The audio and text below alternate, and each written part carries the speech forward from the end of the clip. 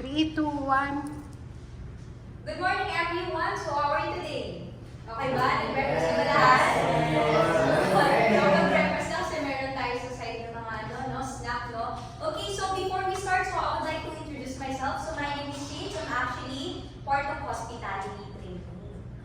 So for today, we'll be discussing TAP. So for TAP, talk articulately and be confident throughout. Okay? So of course, for everything na ginagawa natin, every day of our life, lagi tayo nakikipag-usap. Of course, communication is the key talaga, no? Bakit nga ba? Of course, pag nasa bahay tayo, kakausapin natin yung parents natin, yung mga kapatid natin, pero pag nasa trabaho naman tayo, yung mga supervisors natin and managers, okay? So for this session, will be tactful. Okay? So of course, so learning agreements natin for this session, stay away from distraction for a while. So ako muna yung bida today, okay? So kindly silent your phones, diba? So, pero if ever naman na important siya, so you can answer the phone naman. Okay? And then let's all have fun, no? Bakit nga ba? Sa isang training, laging walang maling sagot. Very good. Yes, laging walang maling sagot. Bakit? This is a open space, no? You can ask anything, any opinions na related with our topic. Okay. Next, take down notes will make you remember. So for this session kasi, it's more on interaction. So I don't have any materials, no? So if ever na gusto mo lang siya, you can take pictures or you can take down notes. Okay? Next, for our safety, of course, this is our priority, no? If ever may mangyaring situation, but of course, hindi naman natin hinuho, ito lang yung exit natin and sabay-sabay tayo. Alright? And then, time to refresh. For our time to refresh naman, you already done attending the FTG training? Yes. Okay, that's good, no? So, mas mabilis natin na makukuha ano ba yung hinihiling ng training na to. Okay. Next is, of course, before we start with this session, meron tayong quote. So, can you read, everyone?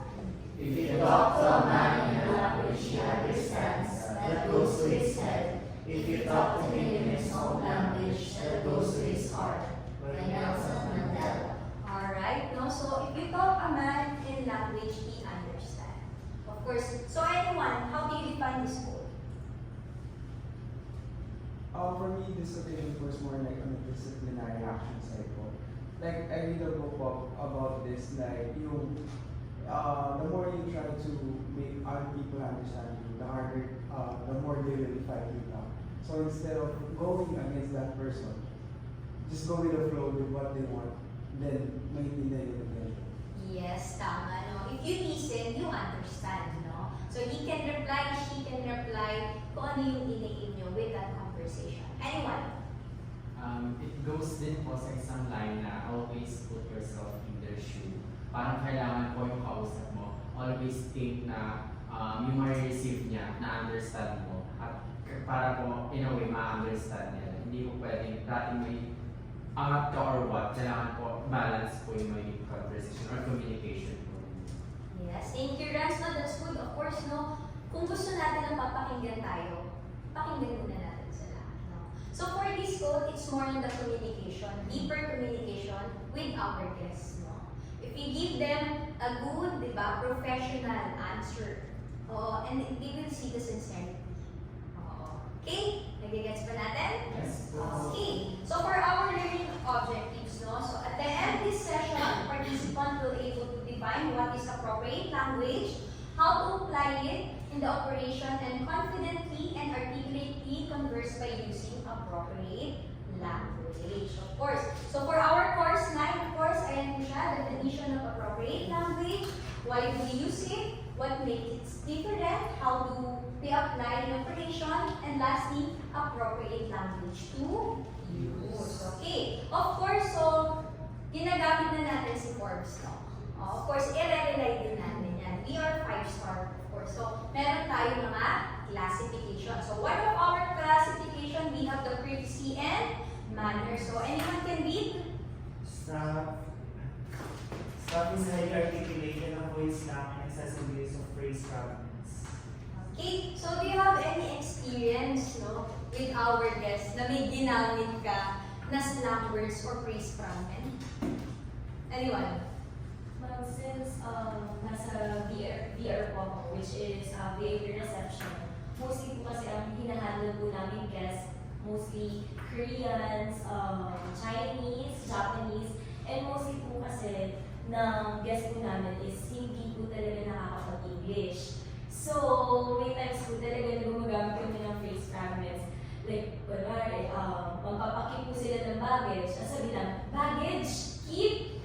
Kailangan po namin ng hand gestures since hindi na po kasi nila maintindihan yung mga sinasabi po namin. So, tapos kunwari po, kailangan po nila ng key card. Key, up. Mga ganyan po na phrase fragments po yung ginagamit natin doon. Okay, thank you so much, Anne. Anyone? May experience pa? Sa Flow Ma'am, syempre since mga returning guests po yung madalas namin ina-assist or yung mga naglalaro sa casino. So, most of the time, mga nakaka-close na po namin sila and hindi na maiwasan yung sinasabi na, "Uy, ma'am, kumusta ka na?" Hindi siya, I mean, okay kasi masaya na nakita mo rin si guest pero hindi siya professional. Yes, of course. So, nadadala tayo minsan, no? Pag yung guest na sobrang taas ng energy, so gusto natin pantayin yung energy ng guest natin. Of course. Okay. So, what is appropriate language? Oh, so, how do you define it by yourself muna? Before we define it talaga in proper way. Proper language for me po yung paggamit ko ng tamang words or para natin in-incorporate yung pagiging professional. Of course. Anyone? Professionalism. Yes, that's good. Very good. And the main point naman niya talaga. Kung ano yun. So, first, can anyone read? Language that is appropriate to use during formal or informal conversation.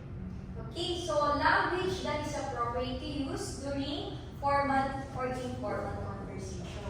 Of course, pag formal conversation, we use it with our superiors, di ba? Our managers, ito yung mga taong professional talaga. But formal naman, mga friends natin, yung mga words na sinasabi natin sa mga friends natin. Oo, te. Ano pa? Wings ka na, babe. Uwis na natin, Para no? G. Oo, G, no? Mga G words tayo, no? So, pag managers natin, supervisor. Formal. Good morning, sir, of course. Demure. May body language na. Oo, good morning talagang nire-respeto mo. Yung existence nila. Okay, next, we also have the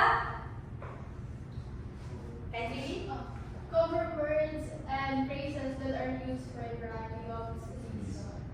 Okay, so variety of reasons. So, it's more on the scenario that you are in. Okay? So, kung yung scenario na yun, yung guest natin malungkot.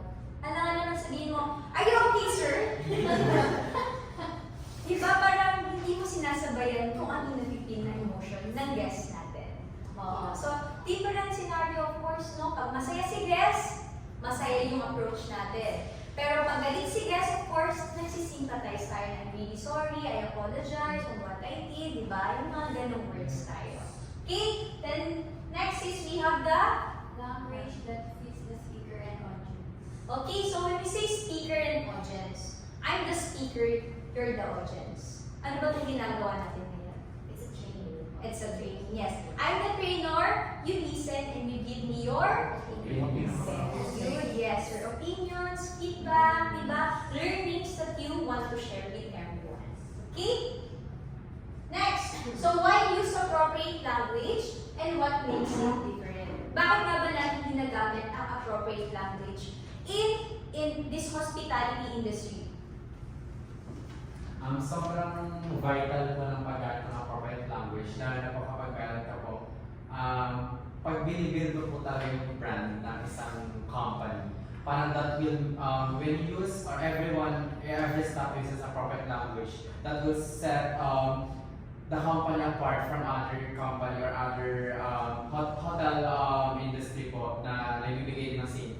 Kasi parang doon pa lang makikita na guys how different sila kasi everyone knows how to be formal and how to greet guests. Parang yun po, nabibuild po ng sa papaganda po yung branding or yung image po ng isang company. Alright, thank you so much, Rans. Yes? Additional na po to what Mr. Lan said, it gives guest satisfaction since they have expectations since we are rated 5-star by first. Of course, this is luxury hotel na, no? So they expect something. Thank you! Additional lang yung sa sinabi ni Dirty Ma'am. Siyempre, nalilin na since rated tayo as 5-star hotel. Siyempre, dapat yung lumalabas sa bunganga natin, nagmamatch sa setting or kung nasaan tayo. Since nasa professional area tayo, dapat professional terms din yung lumalabas sa bunganga natin. And it will create a quality conversation within the disco. Okay, very good, no? So they already give everything. So let's give the proper way, no? Of course, so improve guest satisfaction and create good image of the speaker and the property. Oo, like Rance and Lorraine and James mentioned, they already mentioned what is appropriate language. Okay, so what makes different, no? Of course, influence thoughts and actions, reflect the brands and message of quality and prestige. When employee adapt cues, they to feel special. Okay, so what makes different, no? Rance already mentioned na this is actually our brand. Oo. Of course, Okada Manila is a 5-star hotel. So, pag pumunta dito yung guest, they expect na professional yung staff na meron kami. They know how to speak, they know kung ano ba talaga yung ginagawa nila. Okay? So, you already know what are the use of the appropriate language and what makes it different. Okay? So, let's start now. So, snack or please fragment, I'll show you a video. And please observe it and later on, pag-uusapan natin ano ba yung mga words na ginamit doon. Okay?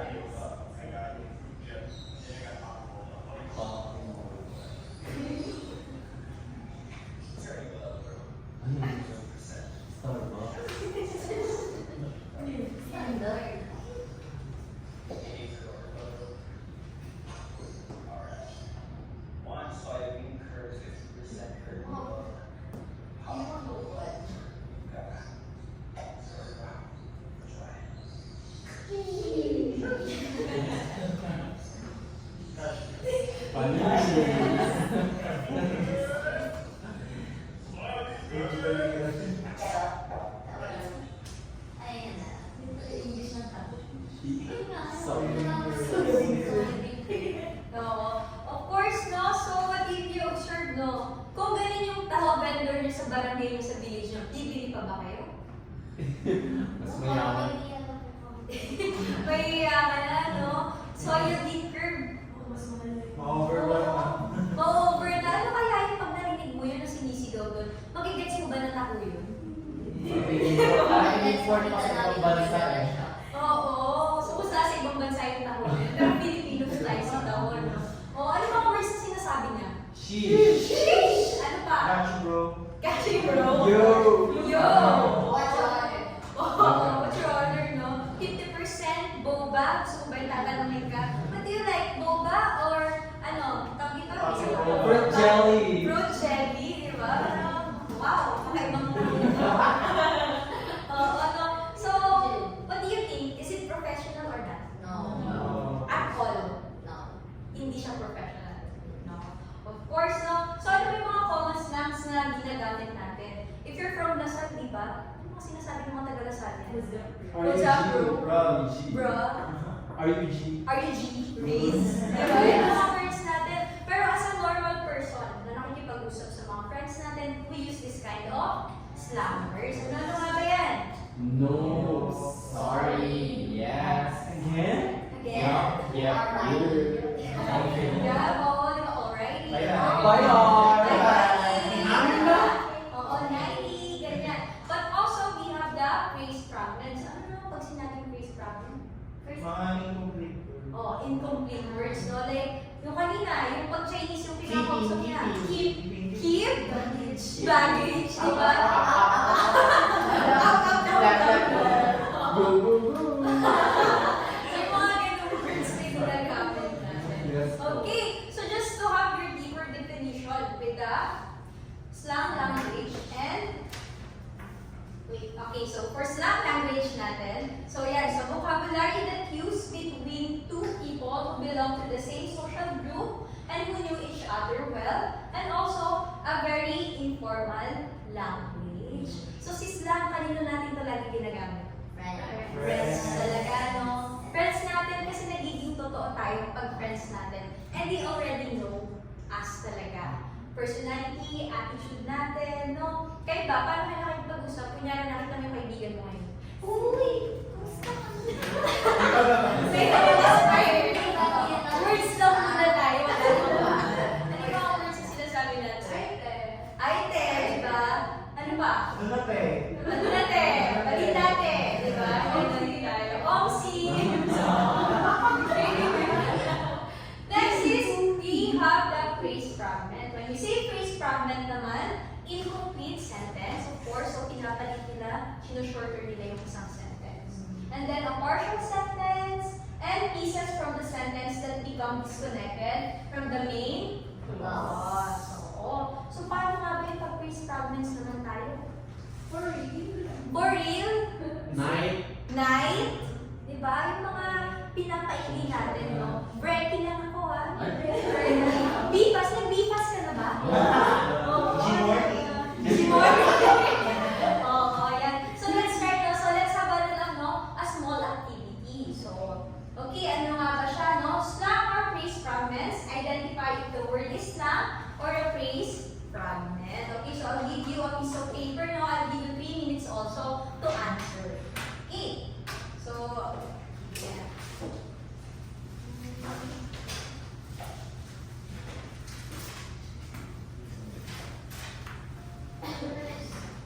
Free house and Free house and lot.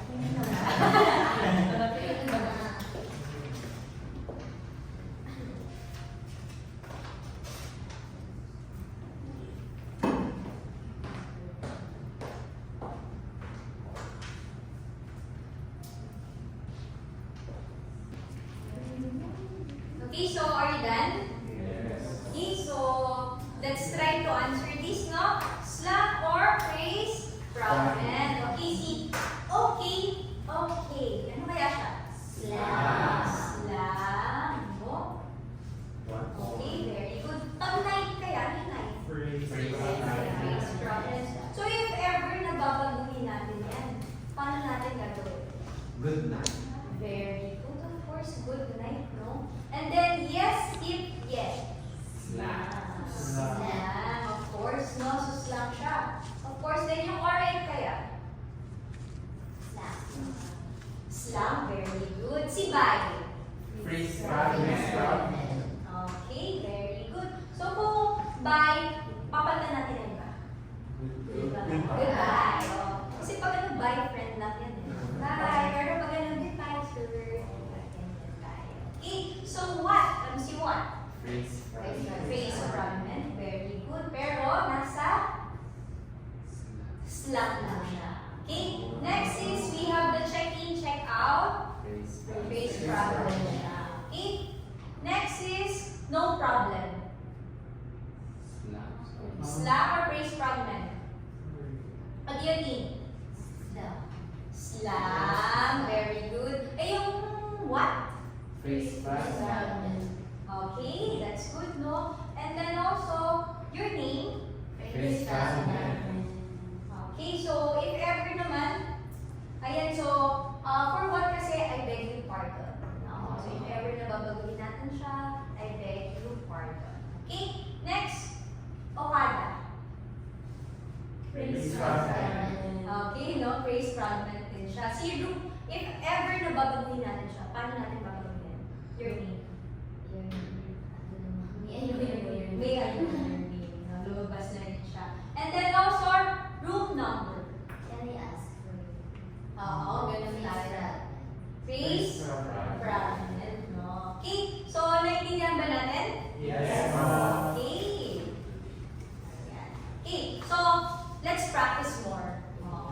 This one naman, mas ano tayo dito, mas particular tayo, no? Kung sinabi niyang yes, sure, of course, Definitely. Certainly. Absolutely. Ano pa? Indeed. Indeed. Yes, yun yung mga sinasabi natin. Next, yung okay, okie-dokie, aha. Ano yung mga sinasabi natin? I understand?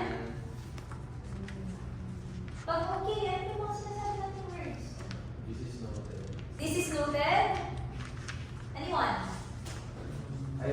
I agree. This is acknowledged. This is acknowledged, of course. Ayan. So, it will be my pleasure. Next, no problem when the guest says thank you.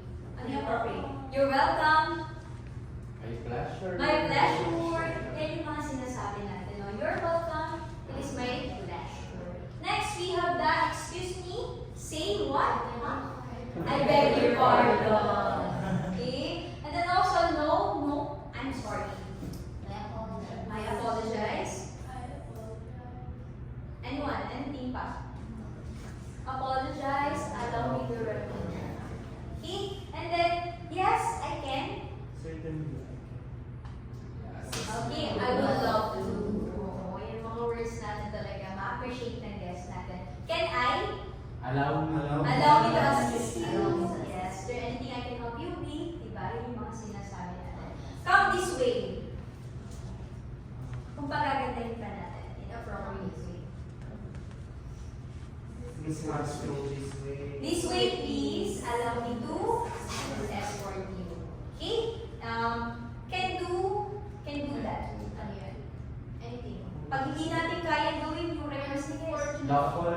Apologies, unfortunately. Very good. May I suggest? So, if ever yan, no, so pasok din natin. Sometimes kasi merong beyond request yes, no?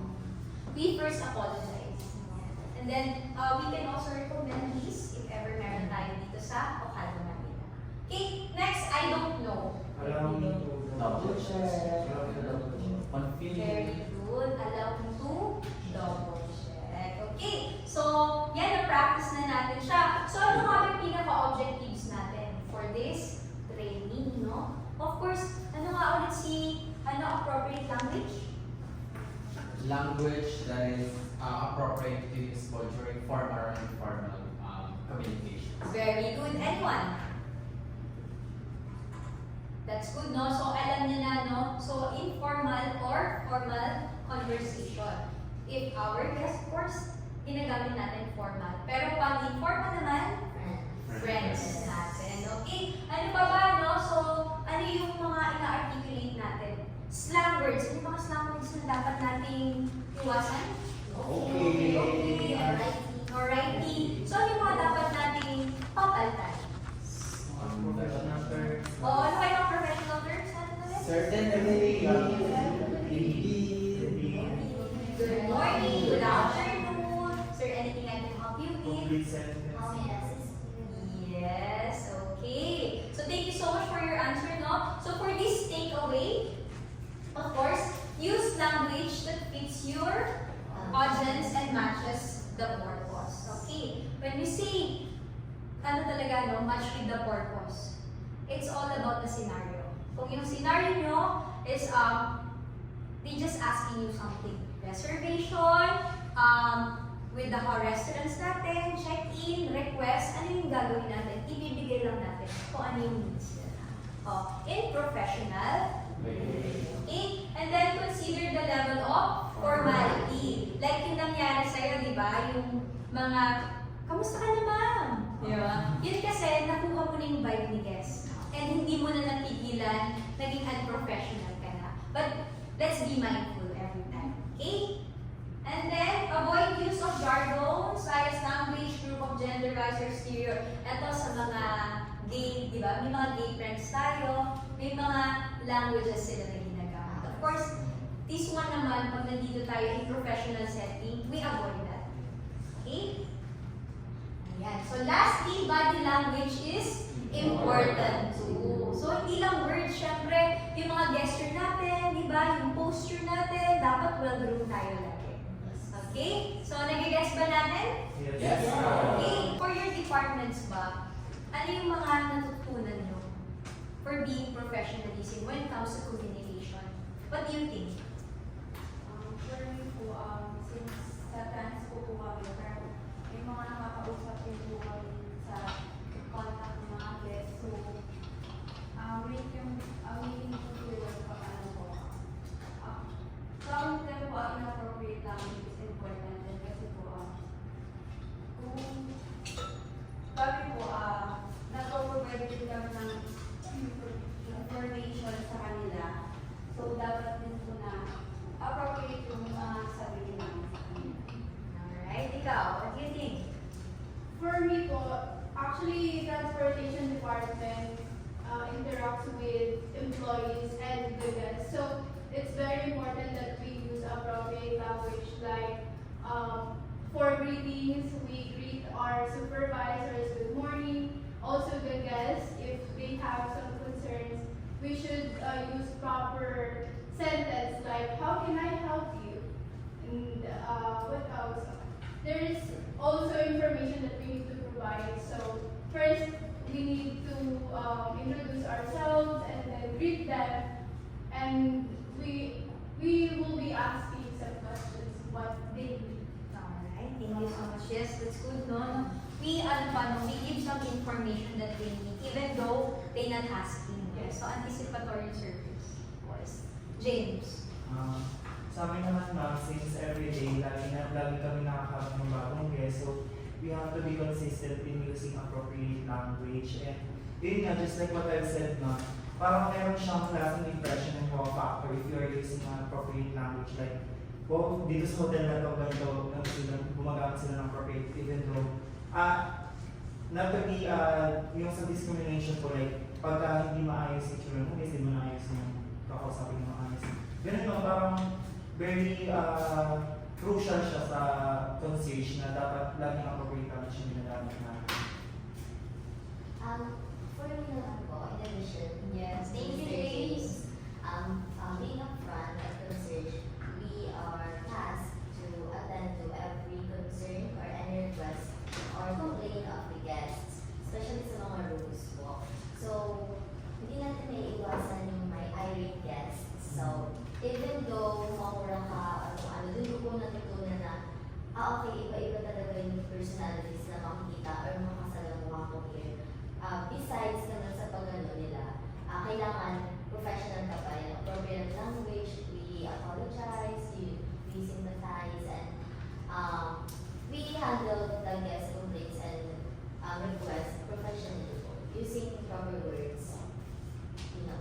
Okay, thank you. Mga additional po pala, syempre may mga foreign guests din po tayo, so it's much better na we use appropriate language. Since hindi naman lahat ng foreigners dito sa Pilipinas, alam nila yung mga informal languages na ginagamit natin. Yes, thank you. Yes, Ran. As part din po ng concierge department, just like the two na nasa harapan ko, I believe we are the frontliners po ng company na to kasi we are the first interaction with the guests. So, sobrang critical po, sobrang crucial po na mga gagawin, mga ginagawa po namin. So, using appropriate language and also sa discussion po natin, incorporating or the yung talk articulately and be confident po throughout. As a part po ng concierge of frontline po, sobrang importante po niya.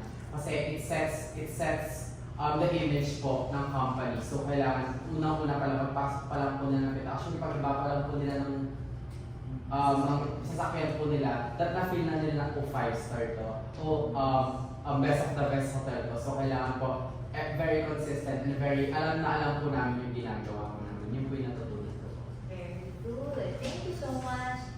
I'm from Muslims department. Actually, Muslim department po work side by side with the front office. But since our difference na po is we book large group of companies po, like mga corporate accounts. So one thing that I've learned is you have to improve your communication skills when you're working with the sales, since you're mostly talking to a big person from different companies, so you have to be polite and your words have to be appropriate. Since you have to persuade them to do their bookings or their account. So Okay, thank you so much, Lord. Yes. So, technically kasi naman, in-explain na po nila kung ano po yung mga kailangan, like appropriate language. I'll just give an example na kung paano po namin sila ina-adapt sa work namin sa front office. Technically po kasi ako po ay nasa VIP reception and we are rotating, may rotations po kami. So, minsan nadadeploy po kami from VIP recept to Pearl Lobby. So, doon po kami nagpupunta. So, this one time na nasa VIP reception po ako, there's hindi ko siya ma-recognize as Irish guest since ano po siya, mabait naman po siya, but she's complaining about the long line sa Pearl, since alam naman po natin sa VIP reception na we handle mostly VIPs, hindi naman sa high value yung mga nasa Pearl. Usually lang po kasi ma'am talaga, yung mga nasa amin po is VVIPs. Yun po yung mga mostly po na guest namin. And napadaan po sila dun sa lobby namin and then wala po talaga yung line. Pero we help the Pearl lobby namin po. So nung dumaan po sila sa amin, nagsabi siya sa amin na, syempre, inappropriate language, we sympathize. So nag-sympathize po kami. Ako po yung kinausap ni guest na sabi, pwede naman pala dito, ganyan, bakit hindi man lang kami in-assist doon? Nung time po kasi na pala na nag-check-in po si ma'am is 3 p.m. which is the standard check-in time. So, mahaba po talaga yung pila, either Pearl or VIP reception po, mahaba po talaga yung pila. So, yun po, kinausap na lang po namin siya, we sympathize na yung hindi naman po nilareklamo, yung parang suggestions po niya na ganito, kasi nga po sa VIP reception may mga silya. Alam naman po natin na sa Pearl, wala naman po, kasi mostly the guest is, Pearl lobby is for check-in and check-out guest po talaga. So, hindi po talaga siya, hindi po talaga siya tinatambayan mostly. So, yun po, sinisimpatize naman po namin siya. And we use appropriate language that we're sorry for the inconvenience kasi matagal po sila nag-antay. And next time, ang sinabi na po namin, we suggest that we can accommodate them if technically mahaba po sila ulit sa pila dun sa Pearl and welcome po sila sa VIP. Okay, thank you so much. And yes, it's good, no? We sympathize. Even words na ginagamit natin. What's really meaning to them talaga. Okay, lastly, we have Gab. So, yung may department ko, which is community department. So, as a nonchalant person, Nonchalant. yes, it's really hard for me to communicate to other people, but na-adapt ko po yung sa inyo, especially that I have to be more jolly, especially very professional, kasi yung office natin is located sa mga big bosses. So, I have to meet them every day, so especially I surrounded by big bosses ko talaga. So, na-enhance yung communication skills ko, and at the same time, that marami akong natutunan na to be more professional at all costs. Thank you so much, no? Thank you, Gab. So, thank you so much for your sharing, no? It's really like a reflection. So, for our last quote for today, no? Kindly read and one. Language is power. Language can be used as a means of changing reality by adding language. Okay, so for this quote, in the first part sentence pa lang, language is power. So how do you define it? For reflection, to end this session, what do you think? Language is power because a word can connect people.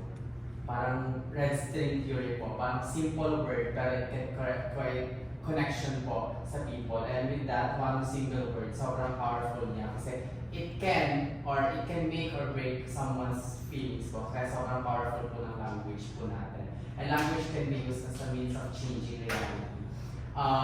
Kailangan po truthful para tayo sa language po natin. Kasi after all, what we say is who we are. So mag-reflect po siya sa atin. So kailangan, sobrang powerful ng language, hindi po siya madaling makalimutan. Kaya dapat sobrang,